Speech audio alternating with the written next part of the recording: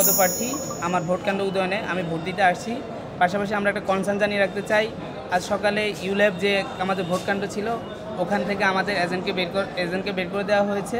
নির্দিষ্ট কিছু লোকের এজেন্টকে তারা এখানে বসিয়েছে, বললো 10 জন, 10 জনের বাইরে আর নেবে না, কিন্তু তারাও আবার সিলেক্টেড। তার মধ্যে 6 জন হলো ছাত্র দলে, একজন বাগসাসে, এরকম করে তারা ভাগ করে বসিয়েছে।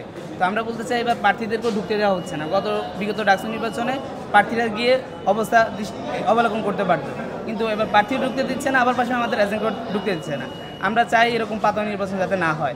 আমরা আমাদের শিক্ষকদের উপর আস্থা রেখে, কমিশনের উপর আস্থা রেখে নির্বাচনে এসেছি। আমরা চাই যেটা সুস্থভাবে বাস্তবায়ন হয়।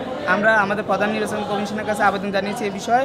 তারা বলছে তারা বিষয়টা দেখছে, প্রত্যেক একই কথা, এখনও কিন্তু একটা সমাধান হচ্ছে না। আপনার পজিশনটা? আমি ইয়াসিন আরাফাত, ইসলামী ছাত্র আন্দোলন বাংলাদেশ মনোনীত প্যানেলে আমি বিবিপদ প্রার্থী।